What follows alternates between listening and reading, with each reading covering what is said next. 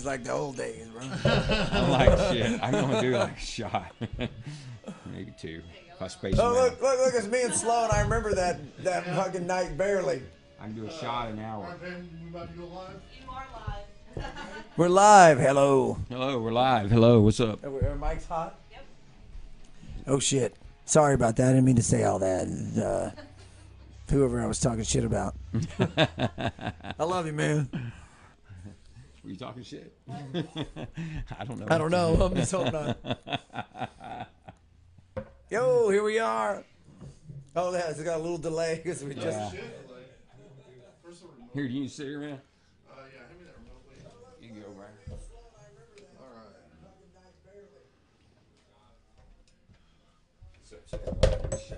right.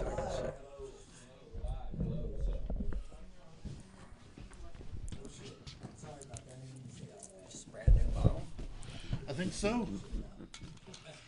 All right. Man, off to a late start tonight. Yeah, Sorry about that, you guys. Shit happens, man. It's Facebook tonight. Facebook wouldn't connect us. It's a conspiracy from that British band. Because they want some bloody. They want some bloody tea. I forgot we fucked with that last time, dude. We made good fun of that. Made good fun of that last time. They want some bloody tea. It's a bit nutty. The Queen's tea. There's only one blood, a creeper. You put out like a post like a while like shortly after that about something about tea or some shit. Oh, yeah. And we were like, at first we were like, fuck those. We were like, no, wait, that's Corey. Fucking, Yeah. we thought that was We real. thought it was real, Those man. motherfuckers, man. That's fucking hilarious. We did. All right, let's do a shot. Cheers, man. Cheers, Thank brother. you guys so much. It is for great being to be here. back. Thanks for having home. us. Yes. Especially for me, this feels like home. Love it. Oh, no, that reminds me of home a lot.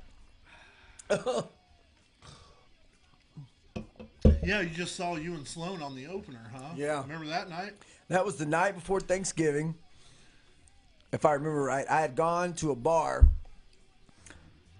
before I came here and pounded. And then I came here, and then we did what we do here, and we did a show and everything. I don't remember the show at all. But I just remember doing whatever the fuck I was doing with that skeleton, Yeah, cutting his hair or something. I was hammered that night. Hey, Pam. I actually crashed here that night and went up the next day, and it was Thanksgiving the next day, and I was by myself. My mom was out of town, and because she lives out of town, so I did spend like the next day fucking just hung over. Spent a few of those on. Yeah. Oh, yeah, always. All right, there we go. All right. All right. Right on. Well, fucking Here we are. Capricorn Bash, dude. I turned 40 in a few days. Hell yeah. Woo, the big badass. 40. He's a baby. well, Papa Pack, will you give me some Papa advice? Pack, I like it. I'll give you some advice. The next 10 years fly fucking by, dude. Yeah, I believe that. Yeah. I don't even remember. I remember 40 because they threw a party for me, but I barely remember the shit between 40 and 50. But I remember 50. do. You know, 40 is a significant number. You know, the 40, the 50, the 60. Those are significant numbers, dude. This is a big fucking one. We're going to celebrate like a motherfucker for you, dude. So, Sherry, how does that make you feel since you guys were actually married during that 10 years? He just flew by and he doesn't remember. No.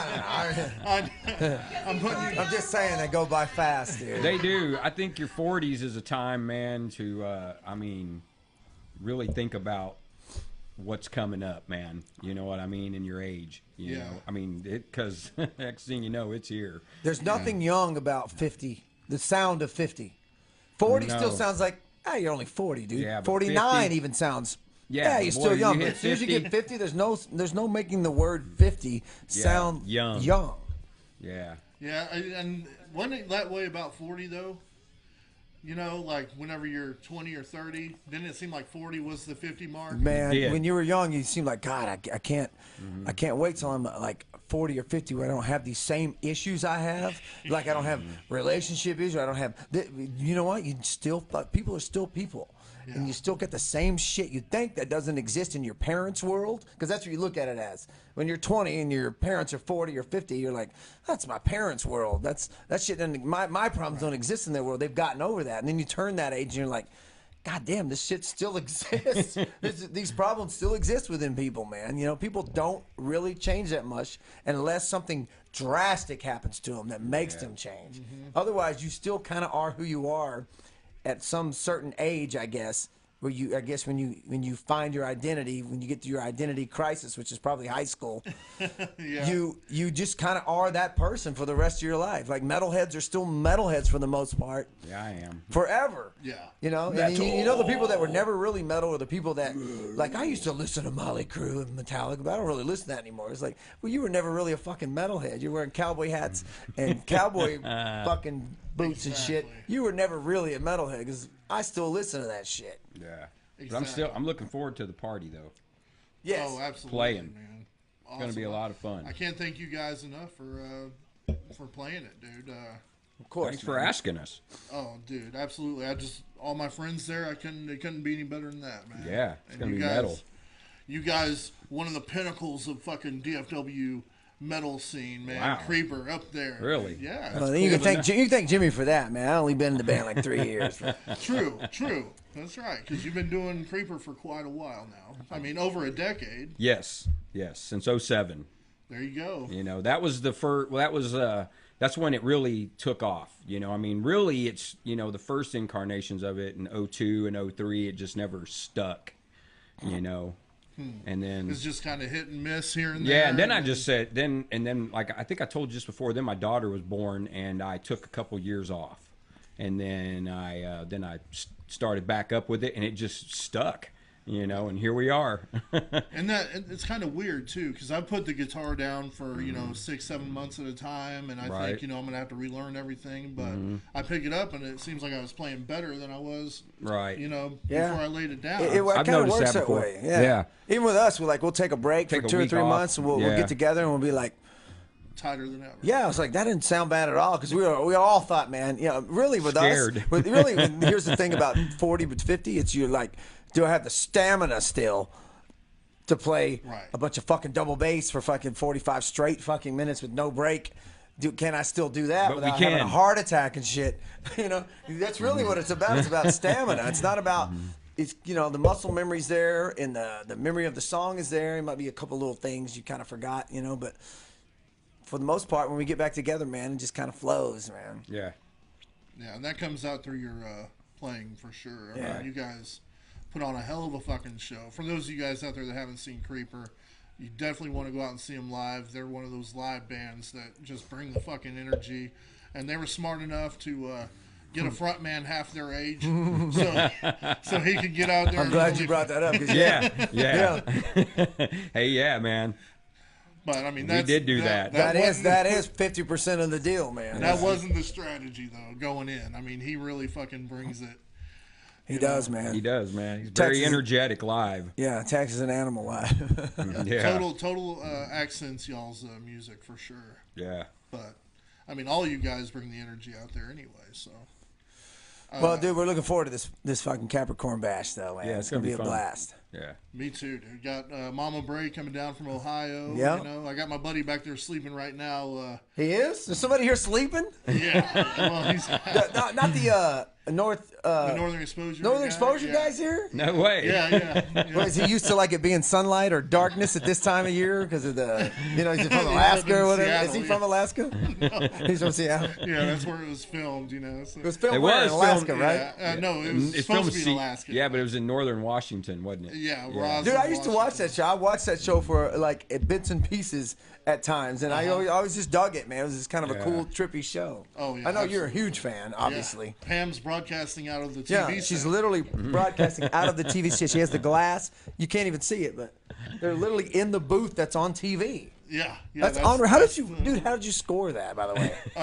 Well, being fans, we trekked up there for the 25th anniversary in 2015. I'm going to talk fast because it's a long story. I'll get it over with real quick. So we went up to Rosslyn, Washington, where they do this Moose Fest thing, a festival where they bring a few celebrities like Barry Corbin, Janine Turner from here that were in the show. And it just so happened that year the radio station had been there for 25 years in its same original spot, but someone else bought that building and they wanted that storefront space, so they had it moved. They started doing that the day after the last festival, and we were like going to stick around for a couple of days, and so we offered to help. So we helped them take it apart and move it over to the new place, and it didn't all fit. Like, they had to chop it up to get it to fit this small area, and this is basically all the leftovers. I mean, so how did you transport it from there to here? In the truck. Oh, you just drove it. 30 hours, 2,000 miles nice. with the tailgate down. That's cool, man. That's Corey, though. That's how Corey operates. That's why Corey has a booth and just, the stuff he has, man. Failure is not an option. That is funny. That's what I always loved about you, dude. You just always went for it and put sets together and built shit like this. So people like us could sit around and talk about ourselves, you know what I mean? So we could be narcissistic as fuck. It's cool, though. It's badass, dude. It's badass. That's why I've always hung out here. That's why you see that video of me hanging out. How many years ago was that? It was quite a few. Man. It was quite a few years ago. Yeah.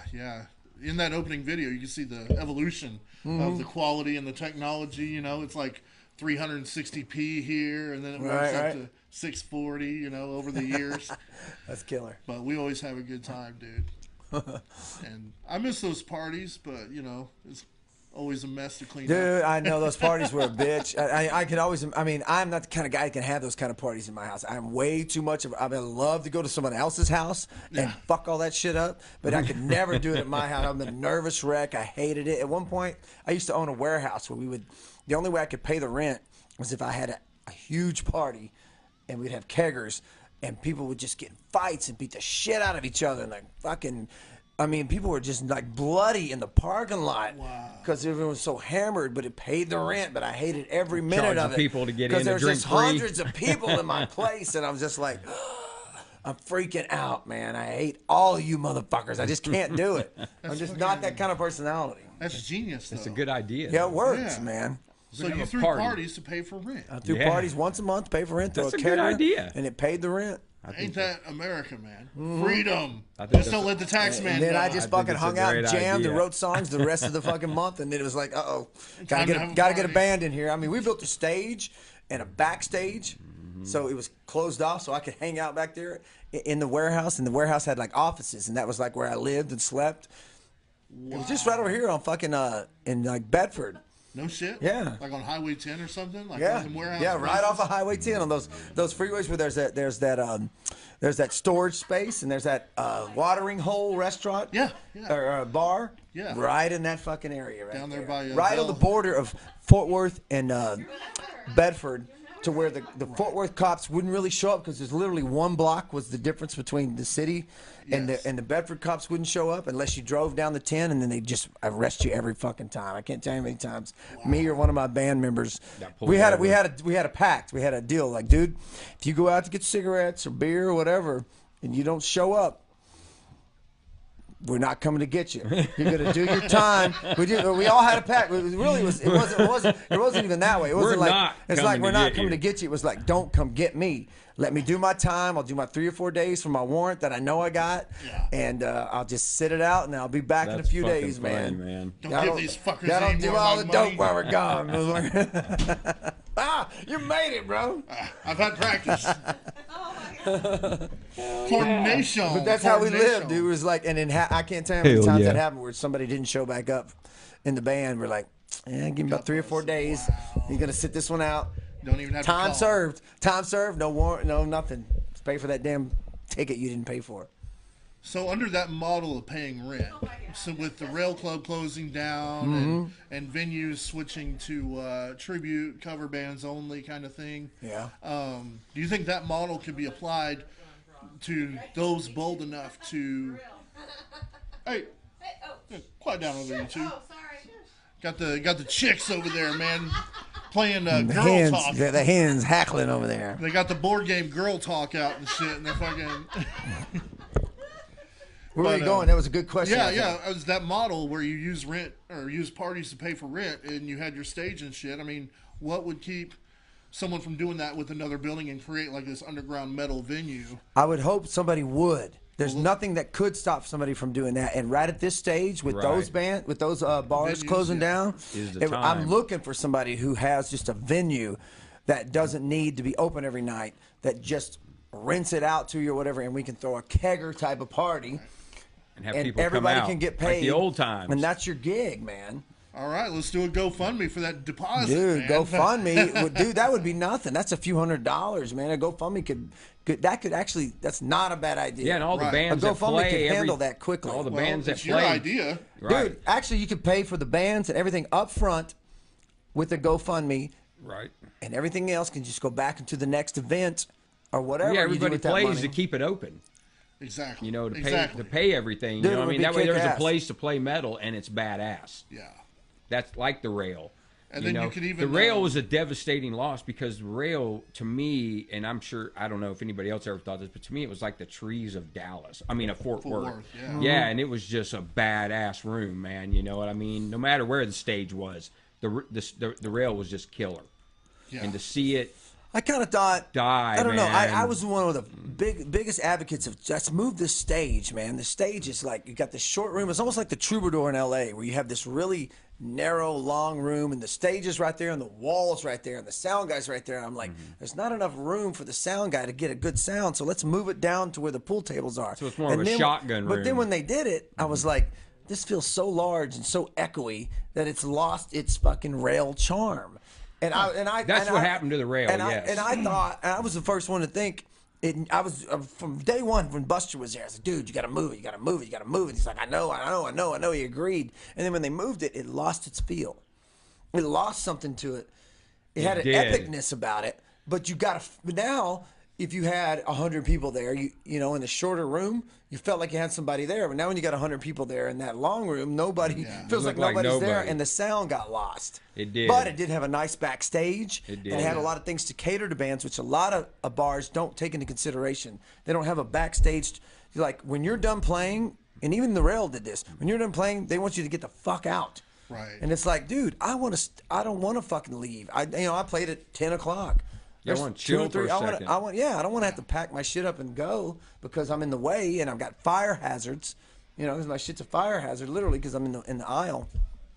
I want to be able to stage my shit and watch the next band or two and then be able to tear my stuff down. But there's very few, and you got a Deep Ellum's Deep Ellum's the worst. You go to Deep Ellum, it's like, good luck finding a place to park. Right. And good luck finding a place to Load in, yeah. No, load in's one thing because you're there early. Load out, forget it. You got to sit in traffic just to get your car or your truck or whatever to the location, and then you got to illegally park, and then you got to load the fuck up and get the fuck out because after you pay $10 to park at whatever at your own show.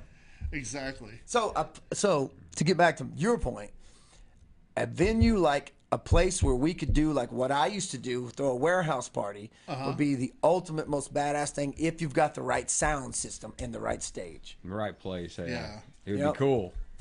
It would be, it's something to think about, something to kind of aim towards. I know Charlie Redden, you guys probably know some sound guys too that have all the equipment that's like full service. I know, and when I used to book bands at Bronson's, I know a couple of sound guys that have some serious equipment, lights, PA, everything for $400 or $500.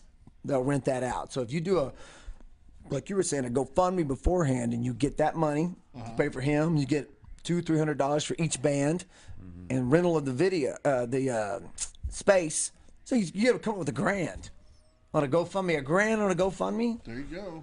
That's nothing, man. Yeah. They almost built the wall for that.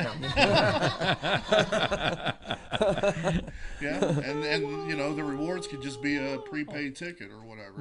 You get in. You're just paying for your entry ahead of time. Pay for your entry ahead of time. You're right. Pre-ticket sale. Without anybody having to go and sell the ticket and go, I'll meet you in the parking lot of fucking Walmart and we'll sell you that ticket to my show at Trees.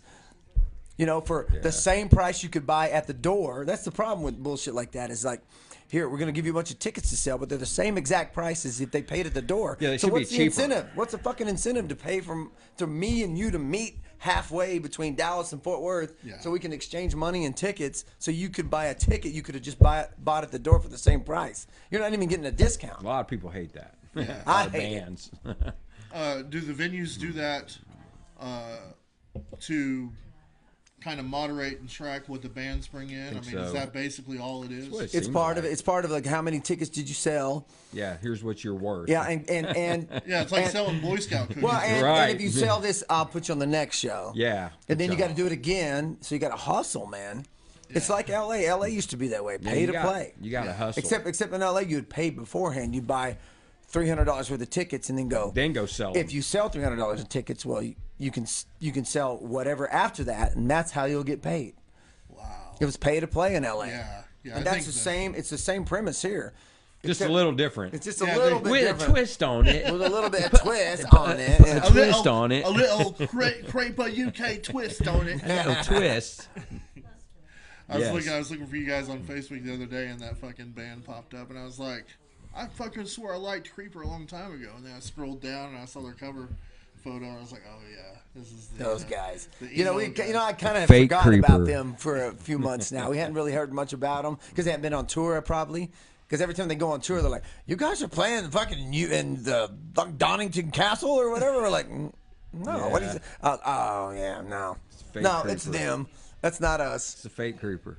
It's the fake creeper. I can't wait for you guys to go tour in Europe. That way, you'll have their fan base already showing up to your show. Yeah, they'll be so disappointed. If they have one, they'll be so disappointed that awesome. we're not screaming and crying with our hair parted and our face. Mascara smearing and shit on the dude. To be so disappointed we don't have makeup on. Right. To be honest with you, I know so little about them. We'll put makeup on Tex. He won't even know. Just Sharpie it in, you know? Yeah. Sharpie it in when he's passed out. There you go. What are you talking about over there? Yes. Tex and makeup. I was telling Tex last time I saw him, I said, dude, you should wear a kilt next time on stage. He's like, ha ha. Like Jonathan Davis or Zach Wilde. I said, yeah, exactly, dude. Yeah. Because we went to see Ozzy. Yeah. Me and him went to see Ozzy, and Zach was wearing a kilt, and I thought, yeah, that's fucking pretty cool, actually, man. Because you're not wearing like jeans or boots or like anything. You're just cool. You're just wearing a kilt, and you totally fucking can get away with it. Oh yeah. You know what I mean? Like totally gets away with it. It's like it was cool. That's kind of cool. I could maybe get away with that being the drummer. I don't even got like my boys hanging out on my throne and shit. No one would really even know. I'm just back there, with the fan blowing on shit. Yeah, you could be standing up there with a kilt with a fan kind of blowing up underneath it. Nobody knows you're just free balling. Free balling. But Zach likes to get out in the crowd too. So you do. If he got up elevated, and you looked like, uh-oh. You had a little ball sweat hit your eye or something, that would kind of seal the deal, man. Ball sweat hit my eye. I thought he was badass at Ozzy last time in September. I thought he was killer, man. He was like the thing. It was like there was Ozzy, but then there was Zach, and Zach was like, it was almost it was almost two different shows, man. It was like they were both putting on their own show. I thought it was kick ass, man. It was almost like, all right, dude. It was almost like Zach said, I got you covered, old man. Do whatever you got to do. Just push these songs out. I'm gonna shred it for you. I'm gonna do a 12-minute guitar solo on top of the 12-minute guitar solos in between the songs. Yeah. Then I'm gonna do an actual solo for 12 minutes. Yeah. I mean, he was solo hell. He just seemed so. But it was killer. I mean, God, man, you could tell, man, that he'd been playing the shit out of everything, man. Just the way he was playing, man. You know what I'm saying? It was supposed to be the farewell tour. Yeah, but you could tell though that his playing, like working on like working on the song. Like going, okay, we're gonna tour, we're gonna practice these songs. So it's like he practiced the songs with the band, but then it's like he went home and then went, all right, now I'm gonna play them all again myself with the recordings and stuff because he was just so on top of it. I mean, it was an unbelievable demonstration of playing Randy Rhoads, Black Sabbath, and his own shit. I mean, I thought it was a great display of guitar playing. Comes completely natural to him by now. He doesn't even sleep. He's like sleeping and twitching and shit. Yeah. Like he's a guy who falls asleep with the guitar and then wakes up with it. Yeah. You could just tell though when he's playing the riffs, and then in between the riffs he's throwing in all that improv shit, and he's coming right back out, and it's just badass, man. You know what I mean? And then Ozzy has been famous for hiring killer musicians. Yeah. I mean, I discovered one of my favorite drummers from the first time I ever went to see Ozzy, which was Tommy Aldridge on Diary of a Madman. I'd never seen Rudy Sarzo. I'd never seen Tommy Aldridge. I knew who Randy Rhoads was, but I didn't know who these other two dudes were. And I've been huge fans of both those dudes ever since. And Tommy Aldridge has been my all-time favorite drummer since I saw Diary of a Madman. Yeah, I saw Tommy Aldridge on Diary of a Madman, but I got to see Ozzy right after Randy Rhoads died. Me too. Wow. I saw that was too. So fucking bummed. With Brad man. Gillis? Brad Gillis. I saw that too. I thought I was like, kudos to Brad Gillis, because I thought, man, that dude. I mean, to play Randy Rhoads was one thing, but to be able to play it and go on tour like he did, I was. Just and and come to find out when you read all the shit about him, he was like, I had like a week to learn that shit and do all that stuff. And he goes, people were like, fuck yeah. People like hate me because I'm trying to replace Randy Rhoads, but I'm just trying to doing fill what in the the fuck tour. I can. But if you listen to Speak of the Devil recordings, kick ass. Him, Tommy Aldridge, those Rudy drums Sarzo. and those shit, I was like, you're like, okay. What Tommy Aldridge taught me about it as a drummer was you can take a song and improve it. You can take a Sabbath song and improve those drums and make it heavier. You can make something that's heavy even heavier if you use your imagination. I agree with that. And that was always been my motto about drums is if I can join a band and make them heavier, right, I can do what Tommy Aldridge Well, that's what did. we talked about whenever that's what you and I first talked about whenever we talked about jamming together, because you were like, I want to take the riffs you're already playing and make them heavier. Dude, I stole that. That's been my motto. I stole that from But Tommy in my Aldridge. mind, I was like going, whoa, heavier, yeah. And I was like going, fuck yeah. Did he just call my shit soft? No, it wasn't soft. It wasn't soft. But I It's like just the that- idea of it's it just being that- heavier, because I thought it could be heavier. It's The just that I drumming. hear potential in that. Right. I don't like to join bands that I have to work to just match the drummer. Right. I like to join bands where I can contribute. Exactly. Naturally contribute. Like my vibe would go with your vibe, and I can contribute. I don't have to learn a bunch of stuff and hope I can just match the dude. It'd be like Right. joining Slayer or something. Like, can you just, you gotta sound like this motherfucker, or we're gonna hate you. No, you join a band that you go, wow, dude, that sounds fucking killer. That's better than what it used to be. Right. Exactly. That's the point of joining somebody else. Well, that's what he did when he came in Creeper. He took the skeleton and then just everything around it, flesh. made it just where it complemented the guitar, and because he's actually probably the first drummer, one of the first drummers that I played with that goes, well, now I hear what you're playing, so I'm going to change my part to this, and you know what I mean? And I'm like going, oh wow, that's kick fucking ass. It makes your job easier. Dude, that's what happened when we started recording. And he sent me the guitar tracks, and I'm like, well, I never really noticed live that you were doing this. There's this one part. And I used to just play solid to it, and I went. Yeah, then he and that changed part it, made and that man, part the it heaviest part of made the it song. pop. Yeah, and it made it pop. It was like, He didn't- and the didn't vocals realize. come in right after that. It's like an intro to it, which I never. It's in the Siege. I never in the Siege, the song we were Right, talking to you right. about, which I never noticed before until you That said we're going to Word. hopefully release soon. Yeah, Fucking A. come to a studio near your theater in 2019, maybe almost 2020, the way things been going lately. We started this motherfucker in 2017. I think. Goddamn. Yes, hopefully it'll be done soon. Vocals are being done. Vocals are gonna happen the week after we do the gig with you. We're gonna yeah. rehearse for your show this week. Then after that, we got a little downtime, so we're going in to our home studio to do the vocals. After that, we we'll should give be it able to send it off to Carrie. get mastered by Carrie Craft and the master. Yeah.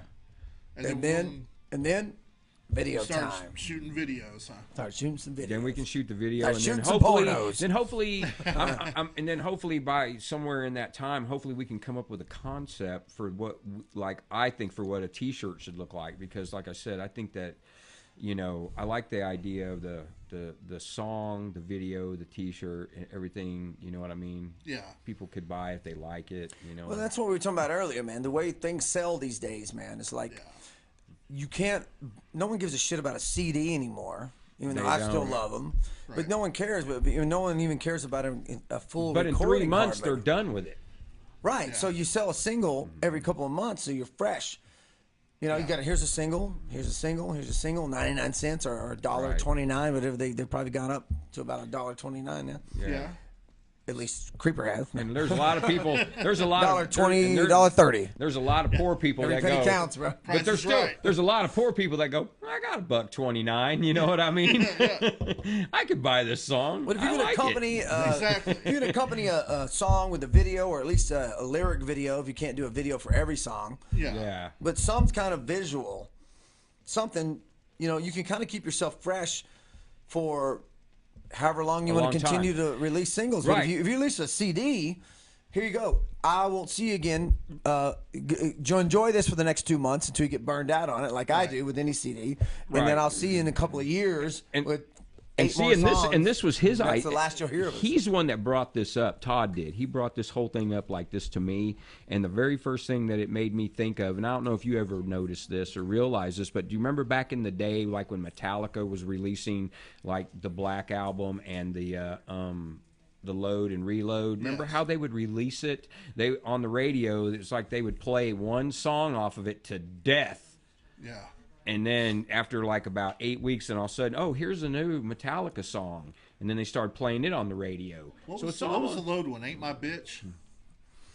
And Unforgiven and all that stuff. The Unforgiven 6 or whatever. I thought Unforgiven 2 was on the Reload. Yeah, it might be. Yeah. I kind of was interested in those fucking. I didn't like those albums. Well, I didn't like the albums because I thought Reload was a bunch of songs that just didn't make it on the load. That's what it seemed like. The last Metallica release. I can't remember what it's called, but whatever they did like a video a week, where they did release a video, and some of them were animated and some of them were just lyric videos. But almost for like a month, they did like another video every few days for this last album. They had you can tell they had pre-done it, set all this shit up and was like release date, and they kept that shit alive, and they went on tour. And they played fucking American Airlines and stuff, man. But it keeps your name out there longer. You know what I mean? If you're doing releasing a song, by the time people are burnt with it, oh, here's a new one. Right. Check it out. And it's the new way of doing shit, man. It's not like it used to be. It is. You can't just release a CD and go on tour for 2 years. And I agree with this. I think it's a great idea because, the last Creeper album, we were on that DSN label. It's still on it, and I mean, and those guys did great stuff for us and put us out there, catapulted us into where a lot of more people knew who we were. And they don't restrict you. I mean, they don't have any say in anything you do creative-wise. So no, we do everything. No, they take their cut, but they just take their cut. They take their cut, but that's to be expected. And they do a lot of PR on us and stuff like that, and then they play it. They got us played in certain because Mad Max Hammer was with them, the dude that used to be with the old Z-Rock, and then at that time, and he gets you airplay in certain radio stations and around the country. And it helps, helps with your sales and everything, But we released the whole CD at that time, so this time around, I want to see, I think this is a great idea.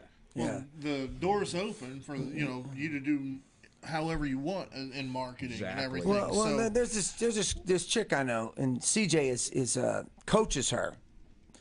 And her name is Leah. I think it's McHenry. The last name might be wrong. Her name is Leah, and she's a musician. And she calls herself the Enya of metal.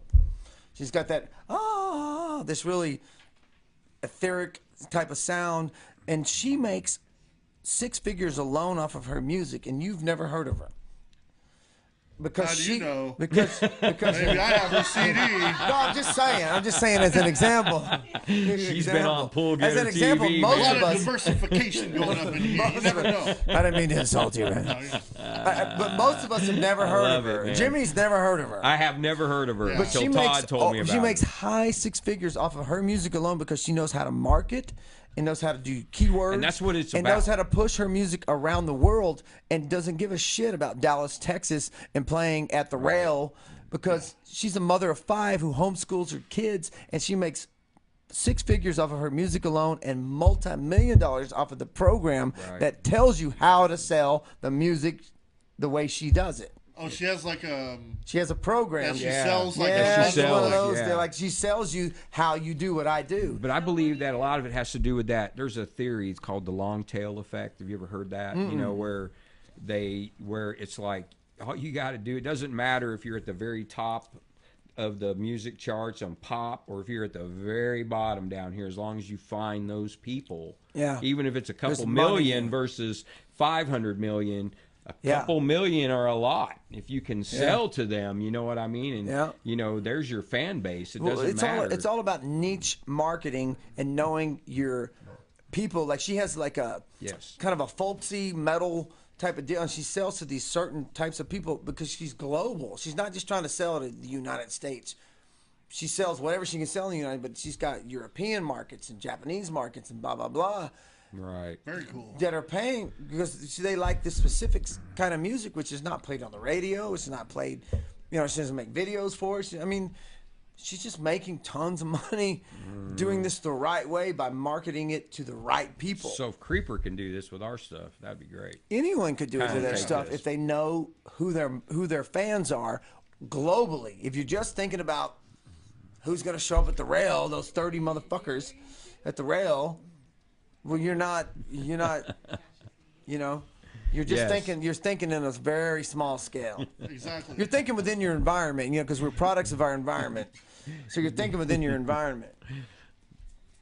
Dog comes. Sorry about that. We'll play a video here in a second. We'll play that Siege that you guys want to do a music video for.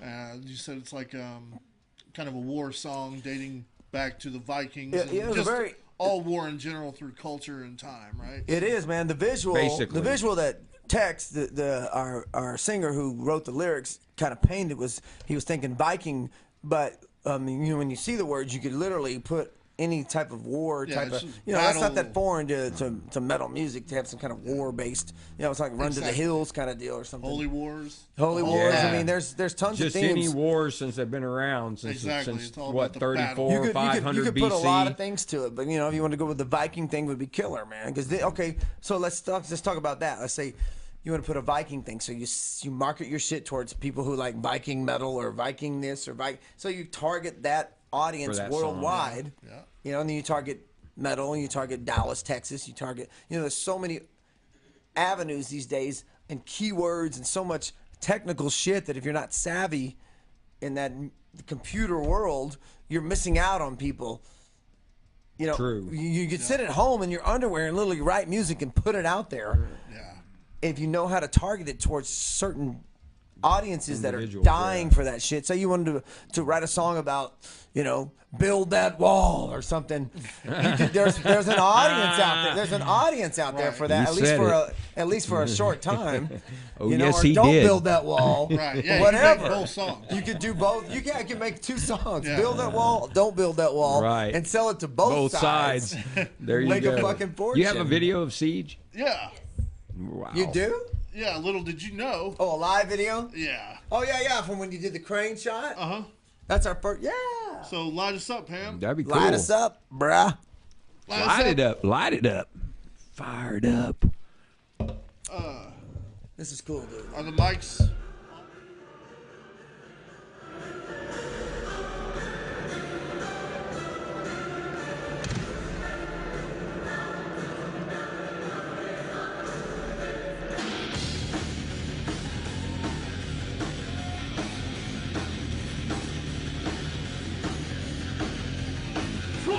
Let me hear you scream!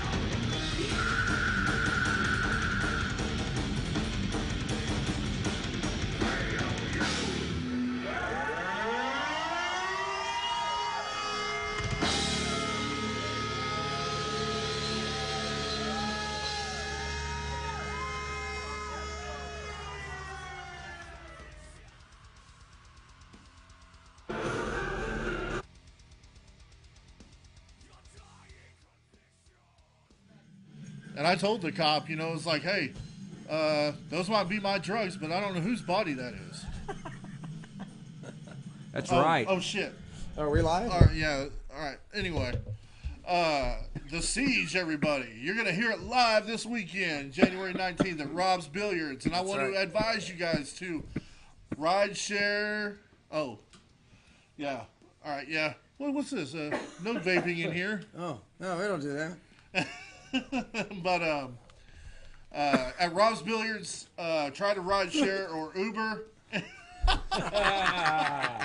Yes. Busted. Had no idea, It's just a man. vape, dude. That's all right. I know. It's like tobacco. You nicotine Sometimes heads. I vape, Yeah. man. I just can't. You know, Creeper, I like it. nicotine. You need your own You know, brand Creeper of like the nicotine. Hey, man, I'm not afraid to say I smoke weed. Creeper like the nicotine. Like smoke weed. What were we talking about? Dude, I we don't had like some really drink cool tea, but I like conversation. smoke weed. What were we talking about? That nicotine, man. We're talking about the Sage, Yeah, we're talking about videos, the Siege and Vikings, the show. war. Yes. You guys want to go see that shit live this Saturday at Rob's Billiards, and make sure you ride share or Uber because the parking is limited. Last time, fucking had some people say that they just turned around and went home because there was literally no place to park. So, find some friends to ride with. Uber. I prefer to Uber. That's probably what we'll end up doing. Yeah. Yeah. Yeah, we do it all the time. I Uber all the Or time. what We do Pam too. says, come here, and then you can Uber from here. Yeah, if I ever That's need a not a ride, bad I just idea. call Uber. I do, man. But you still got to get Simple. home from here. Or you could just crash here. Or you just crash here, you know. That's it, man. Oh, now you've opened it up to a whole can of shit you might not want to do. There's always an after party here. But I tell you anyway, what, so- man, I'm looking forward to this week, man. I am Really too. I love the idea of 3 bands. That And even if, like we were talking about earlier, even Beautiful. having an acoustic opener, Yeah. that's even better to me because the first band can still set up behind the Backline, acoustic yes. opener, and the acoustic guy can play, but the other band's already set up, and that just pushes everything ahead. But I want to know on time. who's the one that was smart enough to just book 3 bands. The man right here, That's a PGA thing, man. that needs to go back to that. it does need to go Yeah. back I to mean, that. all bands need to play, but it because, should I be mean- 3 bands. I mean, Yeah. literally, nobody gives a fuck about the 8 o'clock band Or- to begin yeah. with, or the really late band either. Right. And I think it's irresponsible for bars, and I think it's venues, you know. think But it's just Rob's overkill. Billiards, he's so cool. Whenever we do a show there, he lets us do whatever we want. So Right. we're not under an obligation to push it all the way up to 2 o'clock when the bar Right. closes. Yeah. Because I think it's kind of irresponsible for a bar to sell shots while they're watching bands up to 15 minutes before close, before kicking them out. You know? Right. So Yeah. we'll end it around midnight, maybe push it to 1. And then chill out and shoot the shit for an hour, which is something I miss doing Yeah. with everybody anyway. Dude, Yeah. and I never get to do that. I mean, being the Man. drummer in the band, I'm the guy who has to show up really early and tear down immediately and get the Yes. fuck out of everybody's way and go because my shit's in the back of a truck sitting in a parking lot. I can't just, I've got to go. I have no choice. I Yeah. can't see the other bands. I can't hang out. I can't But- enjoy anything. But you were talking about the irresponsibility thing. Man, I used to play for this guy up in Wichita, Kansas, and he would stay open till 3. Damn. And we would do a set from 2 to 3. Wow. And we would play, man, and everybody from every other bar that was open would show up there. And so, man, it'd be 2:30 in the morning, and that place would just be a madhouse. Dude, but of that was people. back in the and they're day. shredding on. Yeah, that was in the 90s. You know what I mean? Wow. When 'Cause people I would played do back. that. I played back in the day where you were the opener, you were the middle band, and you were the Yeah, headliner. you right? had the whole- You Yeah, did you- the you three, did you did 3 3 sets. shows a night, man. I've done it you too, know, man. yeah. I've done it too. And I did that for 10 years, pretty much. Damn. Yeah, we did. He was like, thousands dude, he of was sets. basically like Pantera used to do the same thing. That's They what did. Pantera's job was when I met Pantera. They would travel. They would 1 week they'd play at Savvy's in Fort Worth. The Yes. next week they'd play at Matley's from like Thursday through Saturday, and then they'd go to Louisiana, Houston, blah blah blah. And about 2 or 3 weeks later, they'd show up and do the same fucking deal. And in between Yeah. that, the other bands would rotate, and that was the rotation. Yeah. They'd all come in. They played That's their what 3 we did. sets a night. He was part of See. that. Dude, that makes you the most tightest, most badass We would musician. play all the way out to Florida. We'd go all the way out to Daytona, and Wow. and then we would go all the way up to Superior, Wisconsin, North Dakota, Montana. You know, we'd play all through there. You know what I mean? And come down into Nevada, play in Reno and Las Vegas. Now, was that pretty lucrative back then? Back then, you could get, you before the internet, really, I guess. Yeah, So. and this was No, before you the can make a internet, living and, off it. and we made a living off of it. I mean, we stayed out there. I mean, we were doing. You did it for 10 years. Yeah, I did it for 10 years. I didn't even have a job in the '90s, really, and it was like, and we were playing. We were basically booked up 275 to 300 nights a year. We were playing. Because we were, and we would come home to Dallas. When we were home, we were basically home for, 5 days. Maximum we would be home would be 2 weeks, and then we'd be gone again. Yeah, and you're out there, but you're playing a mixed set. You're playing covers and originals. Yeah. Trying to sneak in as many originals as you can, man. That was a Pantera method, and that was the exact reason I moved to LA, because I would watch Pantera release an album, Projects in the Jungle. And then go in and play maybe 1 or 2 songs out of 3 sets. And be all covers. And then as they got a little bit older, the covers became a little more radio friendly. They'd come out, at one point when we were young, they'd come out and they played Def Leppard, and they played like 3 Motley Crue songs, and then they played one of theirs. And then they started becoming like Autograph and Van Halen and more commercial. And I was like, man, I gotta. This is my scene. If this is my scene, and I want to play original music, I got to go to LA because LA's. And then I moved to LA, and about 2 years later, they started signing everybody from Seattle, and they didn't give a shit about fucking LA anymore. But that's how those changed, bands get, man. But that's how bands get, man. You get tight doing that shit, man. Yeah. Playing that shit, like I know we did, man. Like I was watching videos of us. My brother that's how I got that video I was telling you about of Daryl, and I was watching videos of us, and we'd been on the road like 7 years, and we were playing songs. I was live, and I was just like blown away how you could tell that we'd been on the road forever. The 4 of us, and where it was fun watching. Go back and really soak it in. Yeah, and nothing will get you tighter than being forced to fucking be on point. It showed night after night. You got no choice. You have to fucking pull this off. But what it showed was the seasoning of the musicianship of each individual. Because after that many years out there, and you're playing all those nights, and not only are you playing, say you play 250 nights, okay? Now you got, in some cities, you got 3 sets, 3 1-hour sets you're going to play. In some cities, they want 4 45s. When I played Las Vegas, it was always 6 40-minute sets. Whew. It was a long night, man. Oh, my God. It was a good gig. It was a $3,200. Check it out. It was a $3,200 paying gig for 4 nights, and they put you up in fucking circus for the whole week and fed you. Oh, man. Yeah. It was a cool gig, dude. man. That's badass. Couldn't smoke weed there, That's though, rock man. and roll, bro. It was a felony back then. Yeah, felony. Now it's nothing. No. Cheers, everybody. Sorry we're having to come at you in this format tonight, but Facebook would not connect, and it was a Facebook issue, so we had to come back and do it with the link style. So the good up and up on that is it's better quality. It should be recording, so I'll just put this on Facebook Live in the next couple of days anyway, and it'll be like a real show, and you guys actually get to watch yourselves and comment in real time. That'd be cool. I hope we're not babbling too much. No way, man. Dude, I think we're having a great conversation. Yeah, this is a better conversation than we've had in the past because there's fewer of us here and we're kind of more focused on whatever the I mean, I pull a bunch of videos just in case we hit a lot of dead air to fall back on and use as a crutch, but we're not going to need that anyway. Yeah, so that's cool. I got a text from CJ. He's like, you're speaking the truth, brah. Get your niche. Hey, CJ. Cheers, man. Hell yeah, man. CJ. And where's he living up now? He's in North Carolina now, dude. When I didn't know he was. When I reconnected with him after like 20 years of not knowing where the fuck he was, that's where he was living, and now he's back home. He just bounces around, nomad. Dude, he works from home, so he can go where the fuck he wants. Yeah. He can literally work from any place in the world. That's cool. That's badass. Yeah, it is badass. Man. He's a computer genius. As long as he's happy there, man. That's what matters. Dude, he's with his kids. He took a little. He had him and his old lady separated, and my ex old lady separated. So me and him hung out for a couple of years, and then we did what we had to do, and then we moved on. I met Sherry, and now I'm married to the most wonderful woman in the world. Whoop, whoop. What's up, Sherry Pack over there hanging out with And Pam? CJ's still single. No, but he's hanging out with Lizzie, who's actually a really cool chick too, man. It all worked out really good for both of us. Yeah. Fucking A, man. Yeah, I can't complain. I'm glad to hear it. So as far as 2018 goes, What was some of the highlights from the Creeper family gang?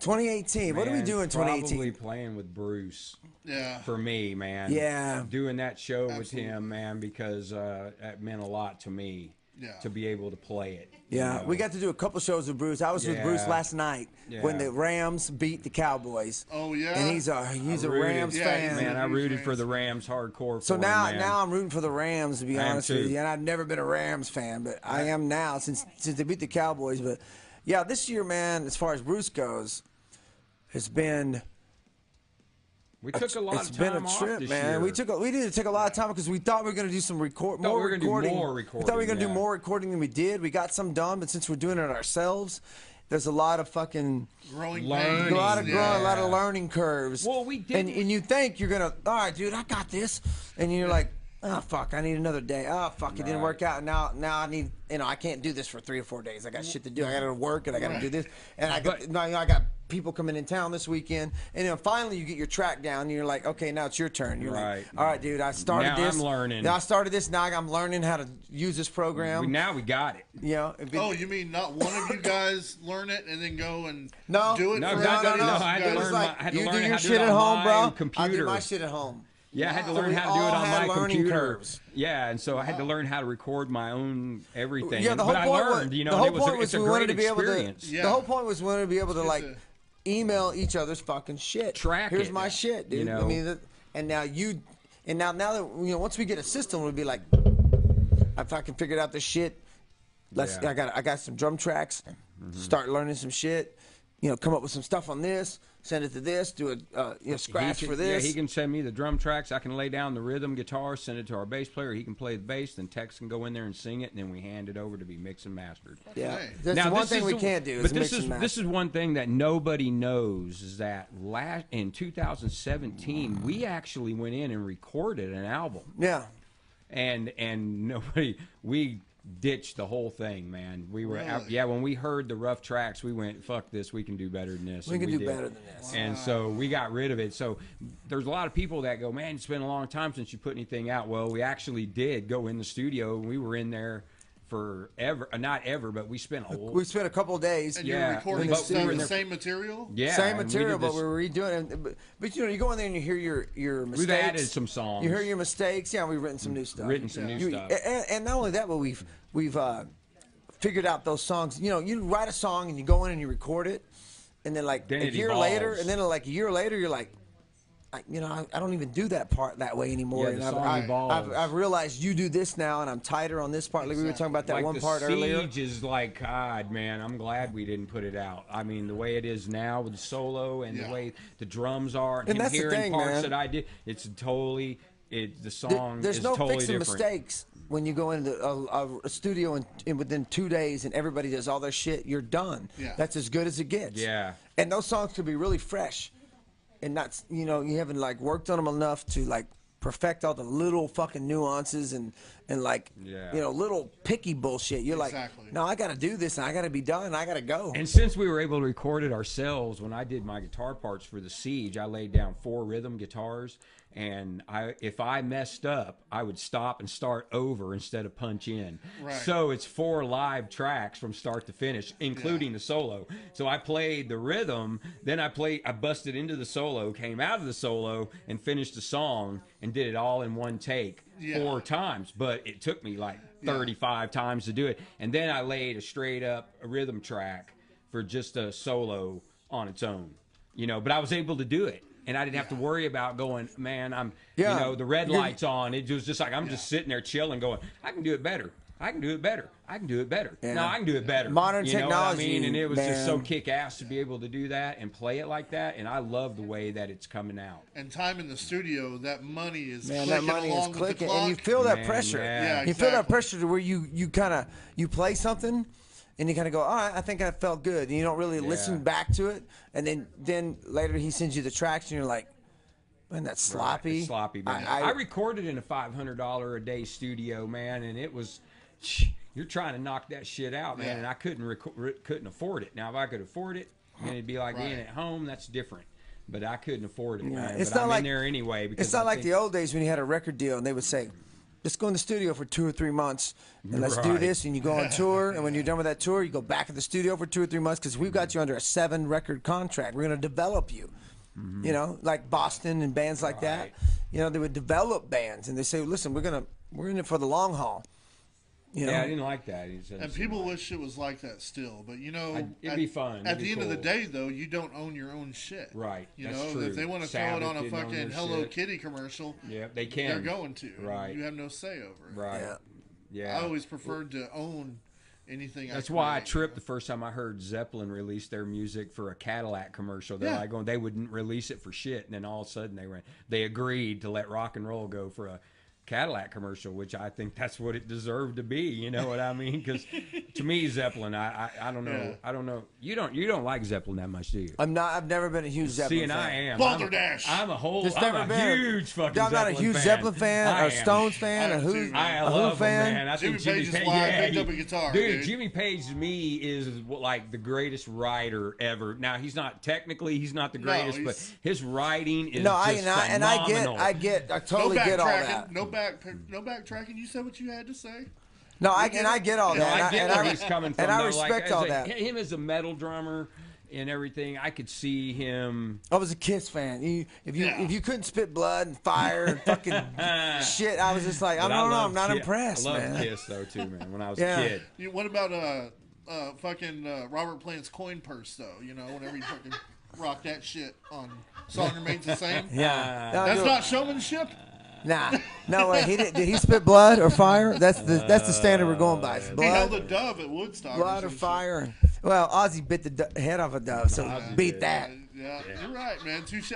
That's probably why I loved Ozzy so much when I was that age, man. Because I was like, this guy's fucking crazy, man. I love him. Yeah. No, it's not like you can't even say that I didn't like hate those bands. I just they weren't my favorite bands. I wasn't influenced by them as much as I was like by a Kiss or whatever. But I mean, it's almost like people who say I don't like the Beatles. I'm like, how do you not like the fucking Beatles? At least for what they contributed to the format. They changed the whole style of music from doo-wop into what they were exactly. doing. How can you not doo-wop. Can you not appreciate Nirvana what they contributed to the format of the way songs were written? They kind of came up with the format of chorus, right, verse, chorus, verse, chorus. I believe they're the first people bridge, to multi-track. Verse, chorus. For real, I think they were the first people to ever multi-track. One time I was watching this video. I think I read it in one of their books. Dude, I was watching a video of George Harrison, and he was listening. Beatle book to read in a minute. Go I ahead. was listening to George Harrison on an interview, and he was listening to one of their old songs, and there was a part where John double-tracked his voice, and he goes, he double-tracked right there. That was double-tracking. And I was like, and you could hear it. It was like, and it was like, it was like he double-tracked that shit, and it was thick, and it was like he double-tracked right there. They first did it. And you hear him point it out. He goes, he was double-tracking. I recommend, if you like the Beatles, to read a book called The Love You Make. The Love You Make? The Love You Make by them is fantastic book. Is it just a biography, or was it written by one of them? It's written by the right-hand man of their manager, Brian Epstein's right-hand man. Gotcha. You see what I'm saying? Yeah. Brian Epstein had a guy that did everything for him, and he's the guy that wrote the book. And he, man, and I'm talking like it goes in incredible detail about everything and everybody that they encountered along the way. Right on. Fantastic book, I love the Beatles because my dad turned me on to the Beatles. Right. My dad was a huge Beatles fan. He was one of those dudes who liked the Beatles. He liked Bob Dylan. He liked Neil Young. And I was like, no. But the Beatles I get, Dad. They have some melody, and those guys can sing. Bob Dylan, he sucks. Neil Young, what the fuck is up with his voice? Fuck those guys. But the Beatles I got, and so I understood the melody and understood the construction of a song that made a hit. If you watch interviews with Paul McCartney, he says, we were the first boy band. He goes, everything we wrote about was she loves you, yeah. I want to hold your hand. I want to hold your hand, yeah. I want to no, yeah. He goes, we were a boy band. He goes, all we knew about was to write about chicks.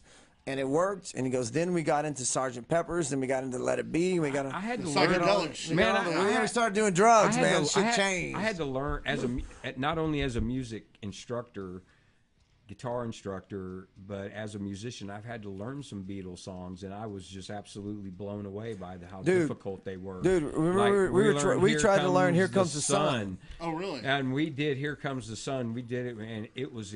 I was just like, I thought whenever I went to learn it, I thought, okay, I'm going to have this down in a couple hours. You think that's a Beatles song? You know, I thought I have it down in a couple hours and we'll be playing it. Dude, it took me weeks to get that fucking thing down. I mean, it was incredibly difficult. I could not believe. I was like, holy shit, they wrote this? I was like blown away. Yeah, how did they go from "I Want to Hold Your Hand" to "Here Comes the Sun" with those intricacies and the like multiple guitar it was tracks? Written by George Harrison. Yeah, George Harrison. Lucy, Sky, Diamonds. You know? That's why. That's why. That's what made it so intricate. Well, but they did. That was one of the first songs I learned on guitar, by the way. Here too. Comes the Sun. Lucy in the Sky. Yes, that's a cool song. And that was a lot easier, I guess, than. Still, dude, if you break down "Here Comes the Sun," there's like, a lot. I'm gonna have to look. You should just look at it and go, okay, I'm just gonna play the first 4 bars. Yeah. And you look at that, and then by the time you get to the 4th bar, you're like, oh my god. It's like, oh shit, Jimmy wasn't fucking around. Dude, it's like this. It's like this. It's like. It's all this shit, man. It's incredible, I was man. about to jump in, man. The intro through the Here comes the sun. Yeah, the intro through the first verse. Oh yeah, you know what I'm saying? Oh yeah, baby. I just thought it was anything worth doing is worth overdoing, baby. I just thought it was definitely challenging. I mean, there might be some people that may pick it up and go, "Oh, this was incredibly easy," but for me, it was definitely technically challenging, and it was simple chords, but it was the way that they played it. I know for a fact I mean? because I did it with. We did this song when him, and his brother were doing some stuff, and his brother was playing one part, and he had to play the other guitar part, and both of them were like equally like confusing, but together and it was they were kick ass. My brother agreed. He was like, "This is a bitch." And they're like, "Where did they go from? I Want to Hold Your Hand," and all of a sudden they started tripping and writing this fucking riff. They like matured. Killer. And those are bands. Norwegian Wood though is even a cool riff, man. What they're playing in there, man. It's like. Blackbird and there's all kinds of Blackbird is it's this blues classical thing that they're doing that is just it's really fucking cool. And you're like going, I can't believe that they're playing this, man. I mean, and I think when people go, I don't get the Beatles, that they only know the "I Want to Hold Your Hand." Right, yeah. They don't realize that there's another Beatles that started tripping. Exactly. Some of those motherfuckers started tripping and started writing some shit. Some of it was written really well, man. I thought, I was. And the only fact, when I was 20, I didn't think that. But the only fact, but you talk to anybody who goes like Ozzy, what made you want to be a musician? He goes, I saw the Beatles on Ed fucking Sullivan, and you could hear that 20 times from Tony Iommi, from a million. Peter There goes, Steele, I saw the Negative, Beatles on Ed Sullivan, and it changed my life. So that era. So that alone, you have to give them credit for that. I don't give a fuck if you like no songs from the Beatles. You have to say the influence they had was incredible. Made a huge, It's kind of like Metallica or something with metal. You may hate Metallica now, and I do. I don't. I'm just like, Yeah, but still, in 1983 and 4, dude, when they put out, you're listening to their early albums. You're listening to the Four Horsemen, right? And that shit, you're just like going, and for whom the bell tolls, it's almost anthemic-y, like, you know what I mean? It's so heavy, man. It's freaking cool, man. And it was a so different vibe. It was from totally any different. other metal. Like to the point where I would do this. I would go home and I would listen to Metallica and then I'd listen to like Motley Crue, and I would go, how can I listen to Motley Crue anymore when there's this? Right. This I can do that. I could do Motley Crue songs. Metallica, but I don't know. I got to figure out how to do these Metallica songs because they're fast. And I got how do I fuck do I play like that fast? But man, when Metallica. Now I'm going to change the subject real quick here, our bands. But that's how I thought the very first time I ever heard Rigor Mortis was like how when I heard Metallica. I was at Rigor Mortis's when they were doing their showcase for Capitol Records back in '87. We were in the room, me and my singer at the time, and we were standing there watching them, and I had never seen them before. We were in there, because it was here in Dallas, of course, and I'm sitting there watching them, and I was like, and I had seen Pantera. Dude, I never knew this. I had seen Pantera. Yeah. I'd seen Pantera. Does Bruce know this? I don't know if Bruce knows this or not. I think he does.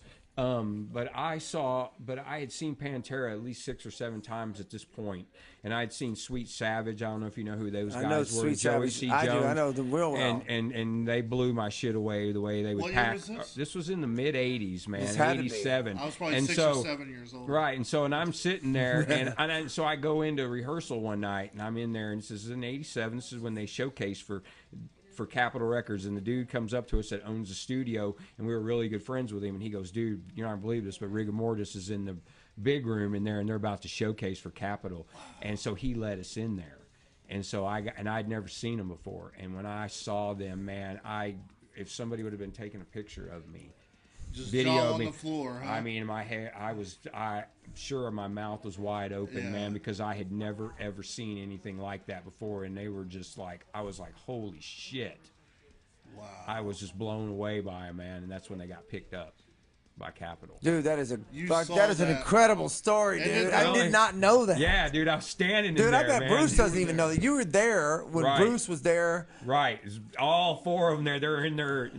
That was when they were being signed. When they got were signed. They were looking. You know, and that's how it looked used to at. work. That's how it used to work too. You Right. go in and you do a showcase at some rehearsal studio they in did. LA, and you would the They- labels would be there, and they go yay or nay. So we walk in there, and there's not very many people in there. You know what I mean? It's just Capitol Records, really. There are people, and the sound guy, and the people that worked with Rigor Mortis, and then we kind of snuck in, stood at the back wall, and watched it. And I could not believe what I was watching, man. They did Demons, and it fucking I was just like going, this is the most heaviest, fucking trippiest. I mean, it freaked me the fuck out, dude. I was like, this is the heaviest shit I ever heard Dude, in my life, that's man. the best story I've ever Right. fucking That heard. is. And That then is the coolest Badass. fucking story. And then I met Mike Scascia right after that, not too long after that, man. And I couldn't believe how humble he was and how cool he was. Yeah. You know, I mean, he was a super fucking cool dude, man. Wow. You know. Wow, dude, Did that's you, so cool. Did Yeah. you have that sense when you were there watching that shit that, like you were witnessing history in the making? I mean, the one thing that I knew, all I knew was that I never heard or seen anything like this in my life. I was just like going, and so in my mind to this day, you know, to me, there's like things that change, man. That they're like bands that are that to me were pinnacle.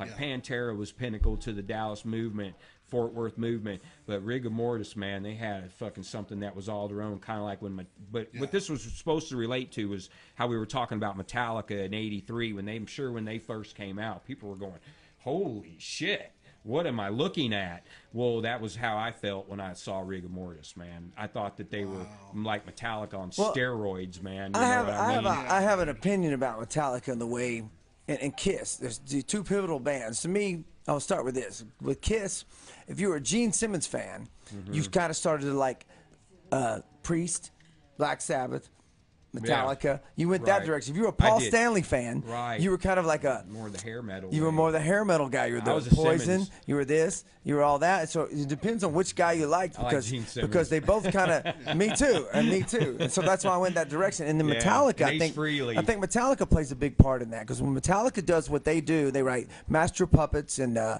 Ride the Lightning, the Master Puppets, and then they come out with like. What was the album after that? Justice for All. And Justice for All. Okay, you still got metal fans, but then when you come out with the Black Black album, Album. and you got all the hair bands, and you got the Poisons and all this stuff, they're all at their peak. The face of metal changes because now Metallica's become like the acceptable metal.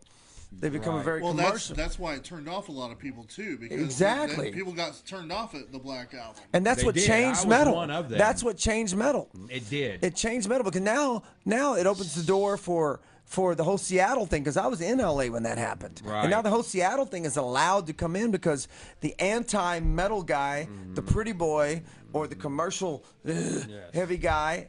And you know, even Megadeth wrote a more commercial album. Everybody wrote their most Testament wrote their most commercial album during that period. time. Everybody wrote this real commercial acceptable album, and they never were able to go back to their really heavy bullshit after that. But at that point, everyone had been like, "This is my dad's metal.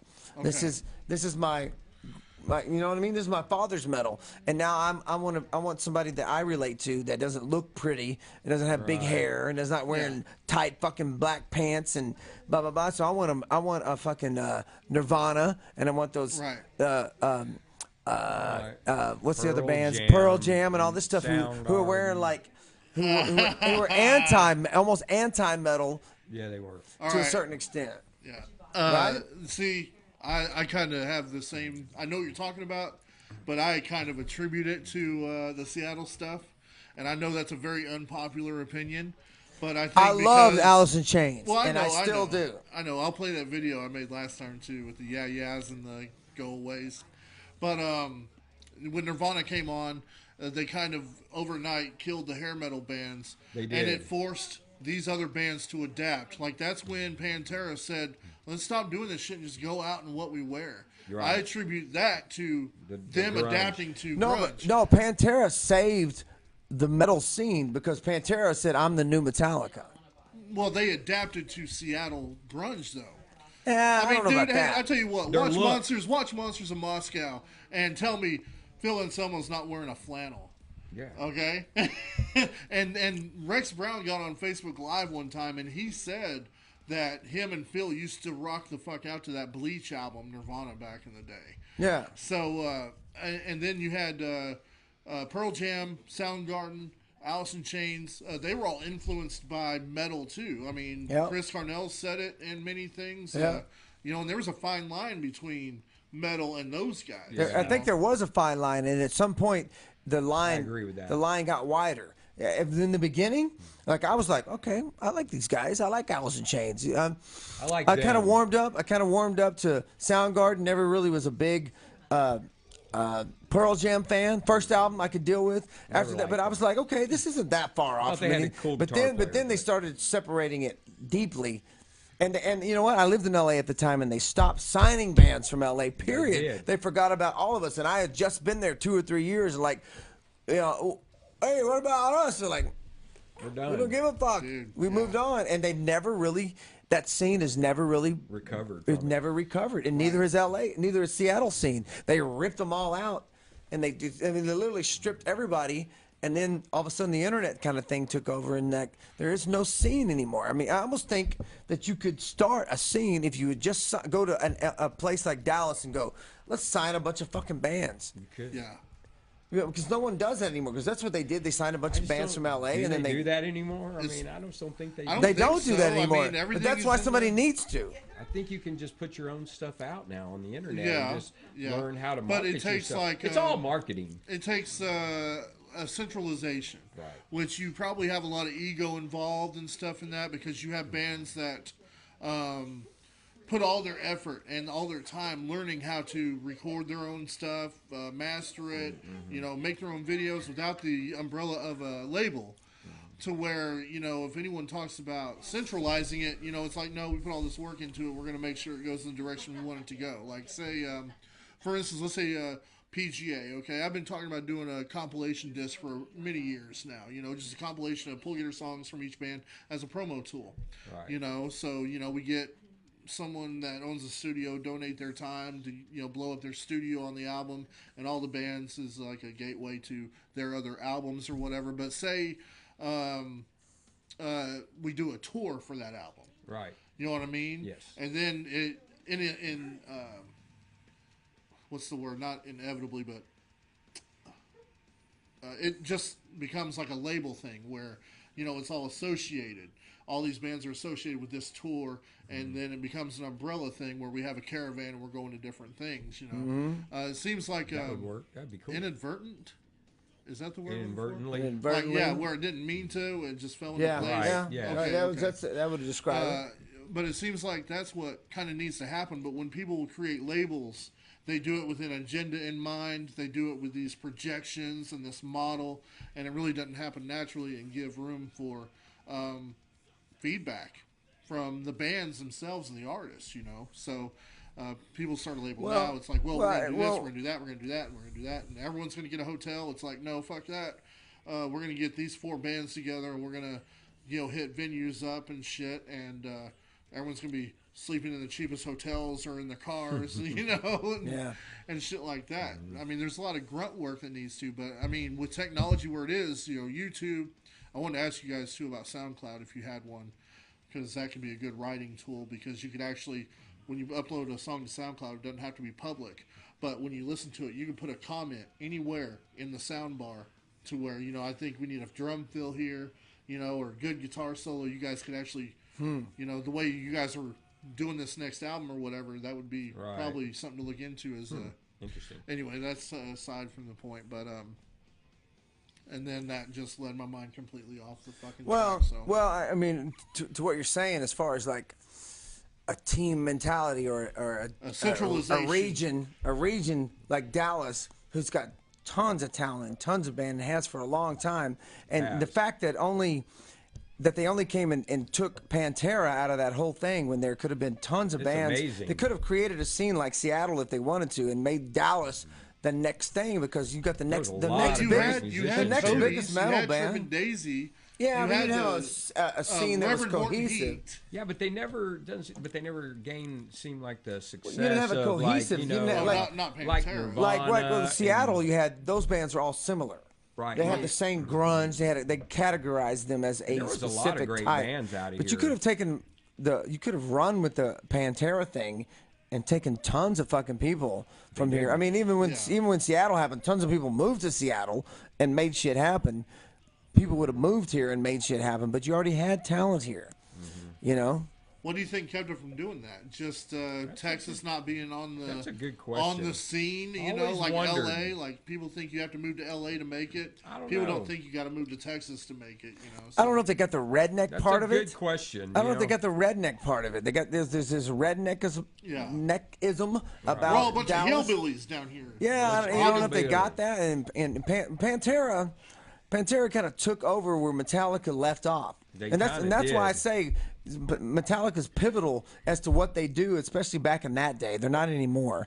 But back in that day, when they decided to go their direction, they abandoned tons of people and they left room for a Pantera. Had Metallica been doing exactly what Metallica had been doing, Pantera probably would have been kind of left in the dust. But the fact that Metallica abandoned their old style after the Black Album and let Pantera take that, Pantera went, well, let's do everything Metallica doesn't do. Let's be the new Metallica. I sometimes wondered if Metallica heard Pantera and went, man, we can't compete with that. We better kind of change Dude, our I guarantee direction. at some point they had to say, man, that's the shit.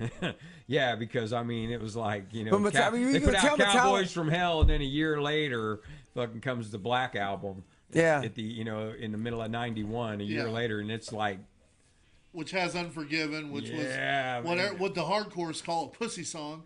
Yeah, you know, and Pantera, the only song they have like that is This Love. They put out Inner Sandman. You're like, This Love or Cemetery Gates, which are both badass songs. Yeah, and it's like, oh, this sounds nice, clean. And then it's like fucking get punched in the jaw, you know? It's like, what happened? Yeah, it's almost like they switched places. Like, I don't know. It's like they heard Pantera and went, man, I don't know if we can compete with that. Let's just like write something different, you know? Well, I think they just got older. I don't think anything to do with Metallica comparing themselves to Pantera. I think Pantera went, we love Metallica, we love this kind of shit. Let's just we're at this age where we're influenced by that, and we're just gonna write that shit. And they got older and went, well, we're kind of bored. Right. We're older, and they went, well, we're young. It was just a matter of timing. Yeah, I can see that. Yeah. And the Pantera went, well, and they did by default. They became the new Metallica. Right. You've seen Some Kind of Monster, right? Yeah.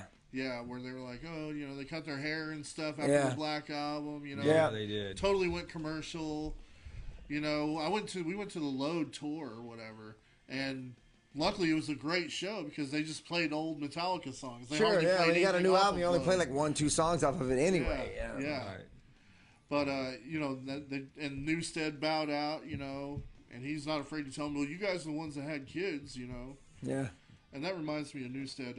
You seen that documentary Hired Hand yet? I have. Have you? I have. Okay, I have so not. all right. You were talking about the guitarist from Ozzy after Randy Rhoads died. Right, Jason Newsted, they talked all about that, and Jason was like, we were in similar places. They both had to put up with a lot of hate whenever they first got on stage, and they just had to power through it. Yeah. But I meant to mention that earlier, my bad. Yeah, I can imagine. Well, you know, What he Jason's had trying to put other metal bands together and do other things, and he just can't. He just can't get anything off the ground that really matters, you know. Yeah. I mean, he's put together some pretty cool metal shit. Yeah, I saw him on. I think it was. That was that show Eddie Trunk. Yeah. That metal show. Yeah, I saw him on there, man, talking about it. He had some band that he was doing. Yeah, and I think it was called Newstead. Or something. That's exactly. But it was like it was, wasn't one of them. he was he was in Voivod he joined Voivod Really? of all bands because he always loved them. So he joined Voivod for a little while, which is just like Didn't know that. a really odd technical metal band. I've always been a fan of them, but never like a huge fan. But always like, yeah, I kind of dig what they're doing, but they're so weird. They were so fucking weird, and he joined them for a little while. You know, Voivod's a strange band, dude. And on some kind of monster, Did dude. not know that. Did you say you've seen it or not? I have not. You have. I've to. seen it. Well, I have mean, to, 'cause- I've seen parts of it. I've I seen it. mean, they're all going to see Jason Newsted's band, right? And they're back there, fucking James Hadfield and all them are making fun of him, dude. Like, oh, look at this crowd, you know. Oh, look at him trying so hard, and blah blah blah, whatever. And the drummer Lars, he's over there like, this is what we need to get back to, you know, Right. guys. You know, hey man, this is what we got to do here. We got to Right. get back to this. Right. That's But I mean, I haven't think seen that it. all of that started dying out around '97 anyway, where everyone liked New Kids on the Block in the '80s, and then fucking boy bands became a huge joke. right. You know, and like, oh, Yeah. you were watching them, you fag, you know, you listen to that stuff, you know, and then in '97, Yeah, it fucking makes a they comeback. come back. I mean, Backstreet Boys and Yeah. NSYNC and all that shit, and Britney Spears, and like that was the beginning Dude, of the end of the I- '90s, and everything I can has been attest pop to that. ever since. Right. I can attest to that because you know there's music I grew up on that I thought, okay, that's cool. Before I knew, you know, before I discovered my own bands like Kiss and, Yeah. and all that stuff, and then you know then they become kind of like gay or whatever in your mind. You're like the Bee Gees or whatever, like, and then you Right. get older and you're like, man, I kind of appreciate those songs now. Right. You know, you get older and you're like, I appreciate that. You know, if they came back around, that's kind of cool because that is a part of my youth. Even though that wasn't my thing, I know that song and I understand what it was that they did and respect the influence they had and the impact they had at that time. And you kind of you appreciate things you didn't appreciate when you were younger. There's a lot of songs now, especially as I go back and we start to think about acoustic songs to do Yeah. that I could give a fuck about when I was a kid. Then now I go, that would be a great Fast. fucking song to do. Yeah. I hated that song back in the day, but you know Yeah. what? I could sing it. I'm the same way. I could sing it, and I think it would have an impact, and the lyrics are actually pretty cool. You know? What are some examples? Like, Well, if what you are- listen to any kind of thing like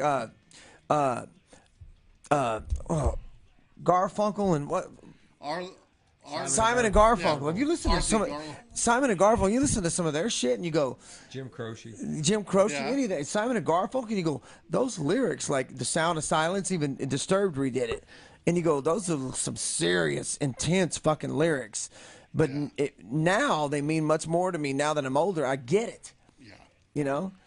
Yeah. And you're like, wow, that is really a good song, and that is something that could be redone. And I got to give it to Disturbed, even though a lot of people hate Disturbed. That song, that remake of that song is unreal, especially live on Conan or whatever they did. Oh yeah. Oh man, you got to watch the live on Conan, and you got to watch it live on Conan with a vocal teacher watching Right. it and critiquing it, going, oh man, he really went. Yeah, I really like the way he. Once you watch a vocal teacher critique that performance, you're like, all right, I can dig it, man, because they're like, Oh, oh no. wow, that's really good, man. Yeah, the Disturbed guy. Just old songs like that, man. That when you were a kid, Right. they kind of like resonated with you, but you were like, you know, you moved on, you became a metalhead or whatever. But now that you grow up, you go, if I was to redo songs, I got to start thinking about songs that are cool. You know, so you end up doing like Jim Croce, you know, if I could save time in a bottle. Right. You know, all these like deep meaning songs that back then were just like, whatever, man. This is a radio Right, yeah. song. I'm a kid. I don't give a fuck. Pussy shit, man. Yeah, but now they mean something, dude, because Right. they actually meant something then. Yeah. But now you I didn't agree. get it. You didn't get it because you were blinded by your own you know, your own dogma that you had for your Exactly. genre. You know, it's like exactly. what You is were. this pussy shit. I'm in the Kiss.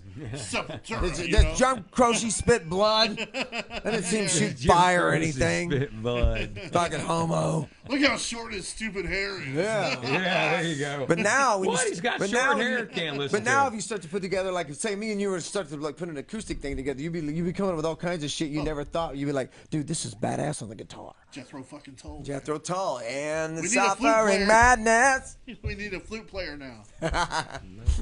So, but well, we're kind of getting down to the nitty gritty, aren't we, Pam? So 2 minutes. Well, 2 minutes of we're gonna midnight. run over then. How's that? How them apples? Well, you're going to have to get another producer. Yeah, see how that goes. She threatens to walk out if we go over. But so let's wrap it up and tie down. What did we learn today, kids? What did we learn? That we're playing. Did we learn Load anything? and reload suck donkey dick.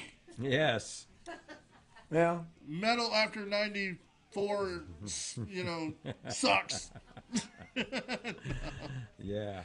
But so we got this show coming up on the 19th at Rob's Billiards. Yeah. We need to promote that. $5 to get in. Oh, nice. I did not know that. Same as a foot long. Yeah, man, a $5 $5 footlong. footlongs. Get you in Rob. Just give up your footlong 1 week. And exactly. So and Rob always hooks us up with a really good drink deal. Usually it's like a $3 Blacktooth. So hopefully he'll do the same. Yeah. So trays of 10 is usually how they get passed around. $30 on the table, you know, get you 10 shots. And you All just right, take we're them looking around. forward to it, man. So Looking forward to it. We're always that. like celebrating Try to- your fucking birthday, but dude, but you know what? Because January 19th. I love what I've always loved what you. The only reason, not the only reason, but the main reason I've always come over here is because you do this. You put music forth for us to fucking like have a platform to speak. And you interview people, and you've always had tons of people, and you have great parties, and you're just about this scene, man. I mean, I relate to that because I've always wanted to do shit like that, and I've even attempted to do it. Metal Over Texas. Metal Over Texas. Right. I've attempted to do it, and and It's so hard to be so tenacious. It takes time. It takes money. man. So I always loved what you So- do, man. That's the reason I keep showing up. You guys are welcome back here anytime. So Man. Thank you, fucking- man. I Love love coming Creeper. I by. love what you guys are going to be getting done this year. I'm looking forward to it. All the stuff you guys got coming up. Do you have any other shows coming up besides the 19th? We got a February 23rd at O'Reilly's, and that's all we've got booked right now.